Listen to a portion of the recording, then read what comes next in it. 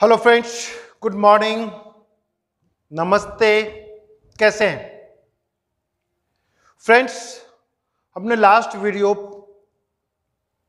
Voice क्या complete किया था और बताया था कि हमारा नेक्स्ट वीडियो नरेशन का होगा।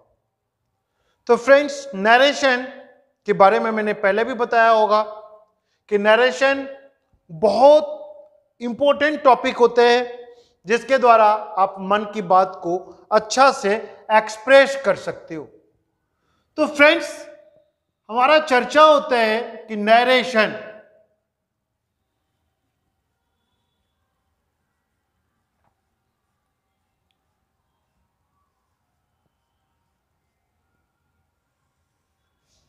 होता क्या है, क्या नरेशन पढ़ना चाहिए, नरेशन का स्टडी हमें क्यों करना चाहिए, why should we study of narration. तो इसका सिंपल सा जवाब देता है कि to express our feeling we need to study of narration. Without study of narration we can't express our feeling. ठीक है फ्रेंड्स, तो अपने मन को, बात को व्यक्त करने के लिए नरेशन की जरूरत पड़ती है। वैसे फ्रेंड्स, मैं आपको नरेशन के बारे में एक खास बात बता दूं। नरेशन जो होता है, जो कुछ भी बातें होती है, कोई भी इंसिडेंट, एक्सीडेंट या इवेंट होती है, उस इवेंट को जब हम अपने शब्दों के द्वारा एक्सप्रेस करते हैं, व्यक्त करते हैं, तो इसमें नरेशन की सबसे ज्यादा इंपॉर्टेंट होता है। इसलिए नरेशन शब्द नैरेट से बना है। नैरेट का अर्थ होता है व्याख्या करना। जितने सारे रिपोर्टर जो होते हैं वो क्या करता है, जितने सारे इंग्लिश रिपोर्टर होंगे जो इंग्लिश न्यूज़पेपर में रिपोर्ट डालते होंगे, वो नरेशन में परफेक्ट होते हैं, एक्सपर्ट होते हैं। तो उसी से नरेशन आया है। तो नरेशन को अच्छा से जानने के लिए नरेशन के दो पार्ट में बांटा गया है। एक पार्ट को बोला जाता है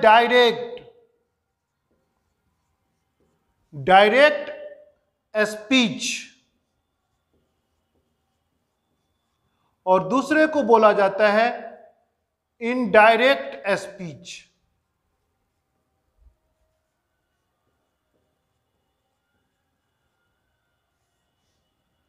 डायरेक्ट स्पीच और इनडायरेक्ट स्पीच। डायरेक्ट स्पीच जो होता है, इसके दो पार्ट होते हैं। एक पार्ट होता है रिपोर्टिंग वर्ब, इसे आरवी के नाम से जाना जाता है। और दूसरा पार्ट होता है रिपोर्टेड स्पीच, इसे आरएस के नाम से जाना जाता है। तो फ्रेंड्स, रिपोर्टिंग वर्ब और रिपोर्टेड स्पीच को जब हम जोड़ देते हैं तब इनडायरेक्ट में यह बन जाता है रिपोर्ट।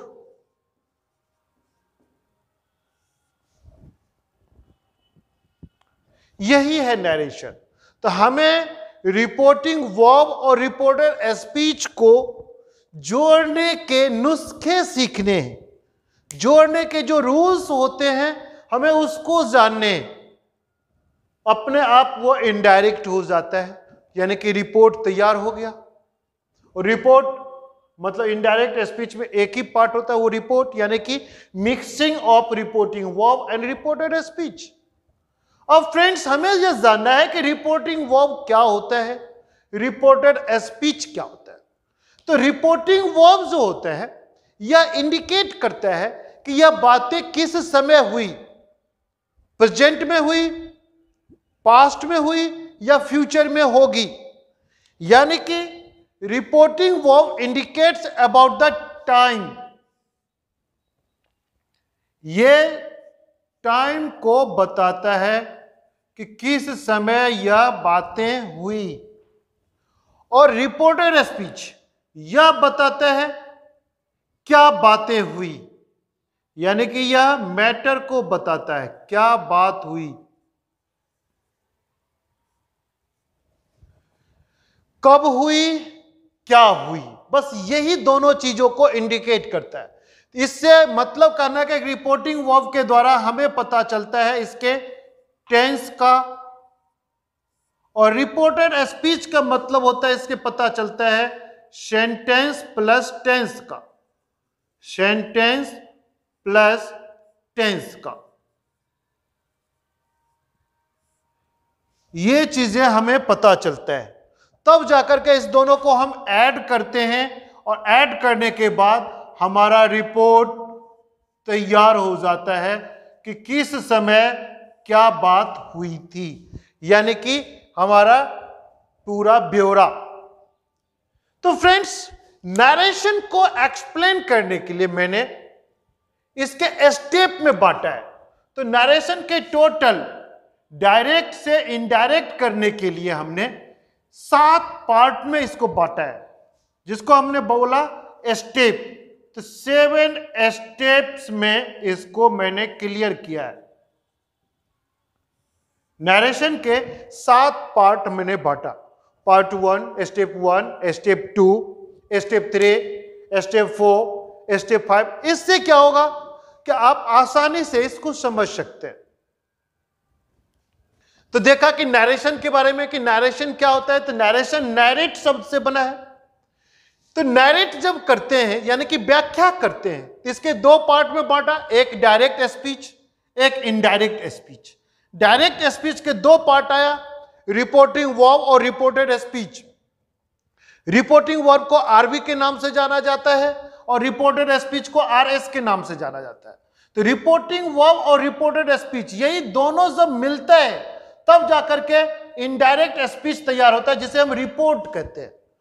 तो आखिर रिपोर्टिंग वर्ब होता क्या है? तो रिपोर्टिंग वर्ब होता है टाइम, और रिपोर्टेड स्पीच होता है मैटर, यानी कि समय और बात, किस समय बातें हुई, क्या बातें हुई। इसी से इसके टेंस को पता चलता है और इसमें सेंटेंस और टेंस को पता चलता है। तो अब हम इसके अगर नेक्स्ट पार्ट को देखें, तो स्टेप 1 को हम आज स्टेप पढ़ लेते हैं। स्टेप 1,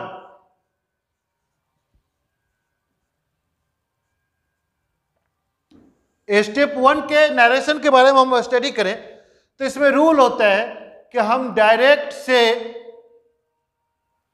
इनडायरेक्ट कैसे करें, इसके बारे में हमें जानना होता है। तो फ्रेंड्स, इसके रूल में स्टेप 1 अगर हम देख रहे हैं तो इसमें गौर करना होता है कि इसमें फर्स्ट काम करता है कि सबसे पहले, यानी कि first of all,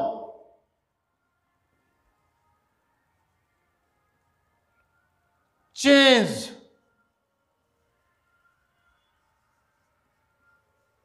the verb of reporting verb. सबसे पहले रिपोर्टिंग वर्ब के वर्ब को बदलते हैं। तो हमें देखना है कि रिपोर्टिंग वर्ब के वर्ब को कैसे बदलते हैं फ्रेंड्स। तो देखें, तो इसको जानने से पहले फ्रेंड्स हम रिपोर्टिंग वर्ब और रिपोर्टेड स्पीच को देख लें। एक एग्जांपल के लिए मैं बता रहा हूं जैसे Ravi says to Reena, comma और इन्वर्टेड कॉमा में आएगा आई नो यू। तो फ्रेंड्स यहां देखें, जो पार्ट कॉमा इन्वर्टेड कॉमा से बाहर का होता है इसी को बोलते हैं हम रिपोर्टिंग वर्ब, और जो पार्ट इन्वर्टेड कॉमा के अंदर होता है इसे बोला जाता है रिपोर्टेड स्पीच। यह चीज हमें गांठ बांधना होगा। तो ये रिपोर्टिंग वर्ब, ये रिपोर्टेड स्पीच। तो यहां में सेंटेंस कह रहा है कि रिपोर्टिंग वर्ब के वर्ब को बदलना है, सबसे पहला काम है। तो कैसे बदलेंगे? तो हम देखें यहां में, तो ये है डायरेक्ट और यह है indirect.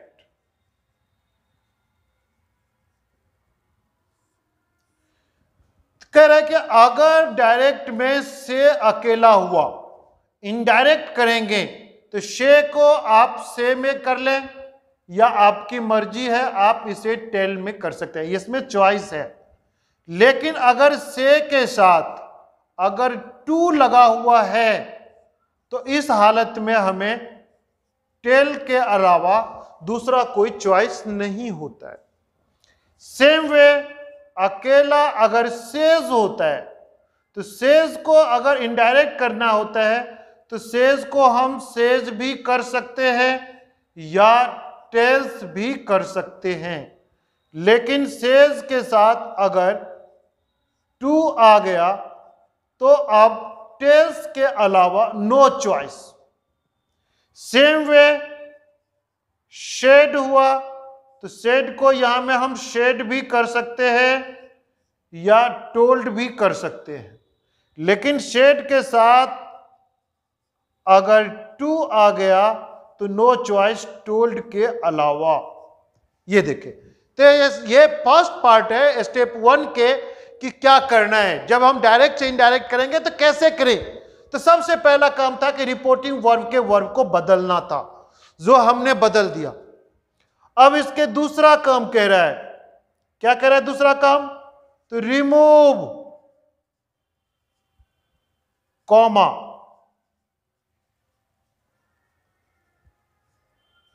And inverted comma, remove comma and inverted comma.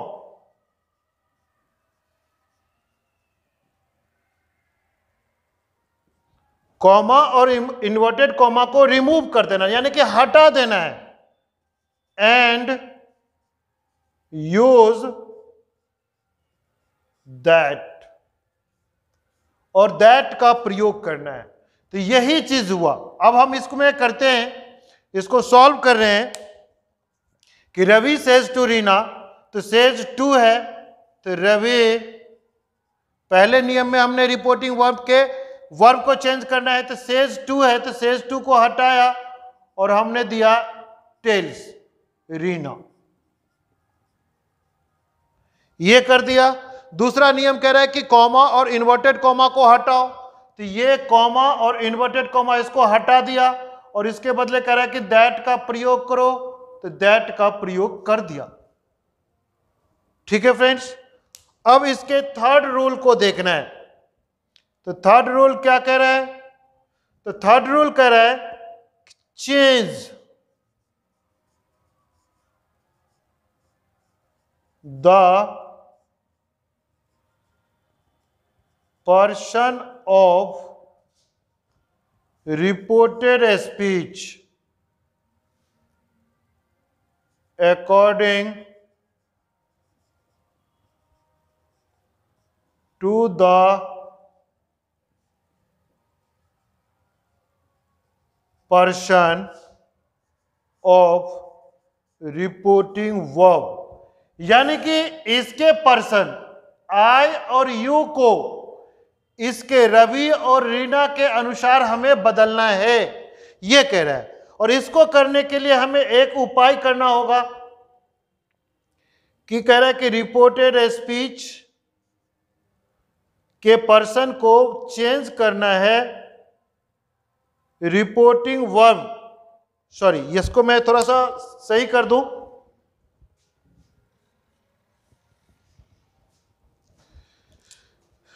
तो यहां हम देते हैं रिपोर्टिंग वर्ब।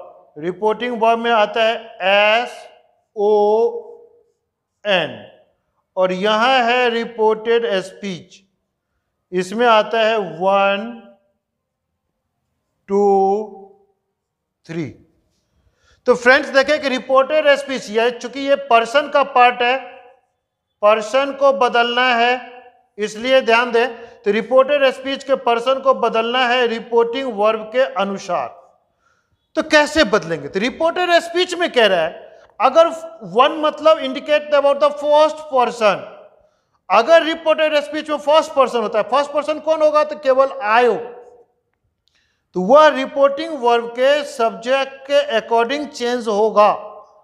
अगर रिपोर्टेड स्पीच में सेकेंड पर्सन होता है यानी कि यू,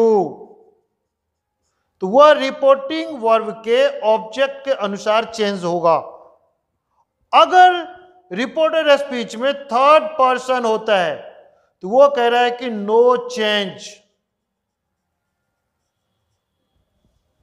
अब देखिए फ्रेंड्स, एक बार फिर थोड़ा सा गौर करना, यही एक थोड़ा सा लिटिल डिफिकल्ट है, पर इतना डिफिकल्ट नहीं है कि आपके समझ में नहीं आएगा। कह रहा है कि रिपोर्टेड स्पीच में अगर फर्स्ट पर्सन होगा तो वो रिपोर्टिंग वर्ब के सब्जेक्ट के अकॉर्डिंग चेंज होगा। जैसे यहां देखें कि यहां आई है, फर्स्ट पर्सन है, तो रिपोर्टिंग वर्ब का सब्जेक्ट रवि हो गया, तो रवि का प्रोनाउन ही होता है, तो आई को रवि में जैसे ही बदलेंगे तो यहां बन जाएगा ही, चेंज हो गया फर्स्ट पर्सन को सब्जेक्ट के अनुसार। अब सेकेंड पर्सन को कह रहे हैं ऑब्जेक्ट के अनुसार, तो यहां यू है, तो यू है तो रिपोर्टिंग वर्ब के ऑब्जेक्ट कौन है? रीना है। रीना लड़की लग रही है तो लड़की का शी होता है, लेकिन ये जगह किसका है? ऑब्जेक्ट का जगह। तो ऑब्जेक्ट का जगह तो सी का ऑब्जेक्टिव केस, तो यहां हो जाएगा हर। यहां गौर करें फ्रेंड्स कि रिपोर्टिंग वर्ब के first person change according to the subject of reporting verb, और रिपोर्टेड स्पीच के second person change according to the object of reporting verb. तो ये आई है, आई को रवि के अनुसार चूंकि फर्स्ट पर्सन था, और यू है सेकेंड पर्सन तो वो रीना के अनुसार चेंज हो गया। ये तीन रूल आपका यहां कंप्लीट होता है। फ्रेंड्स, इसका फोर्थ रूल को देखेंगे। फोर्थ रूल में कहता है कि if the tense of reporting verb belongs to present or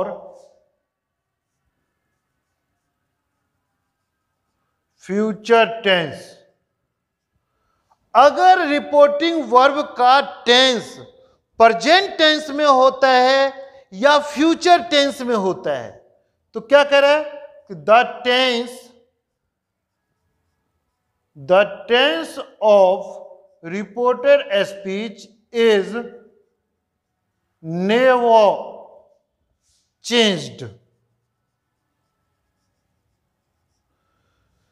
ये रूल फोर्थ नंबर है कि अगर रिपोर्टिंग वर्ब का टेंस प्रेजेंट में होता है या फ्यूचर में होता है तो रिपोर्टेड स्पीच का टेंस कभी नहीं बदलता है।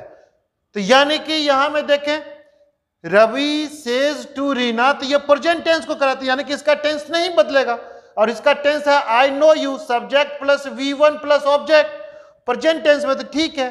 अब यहां आई के साथ नो हुआ, इसलिए ही के साथ क्या हो जाएगा? तो ही के साथ यह हो जाएगा नोज, ही नोज हर। देखा फ्रेंड्स, तो किस तरह से आपने स्टेप 1 को कंप्लीट किया। अब हम इस पे चाहे तो एक और एग्जांपल को देख सकते हैं कि रवि सेज टू रीना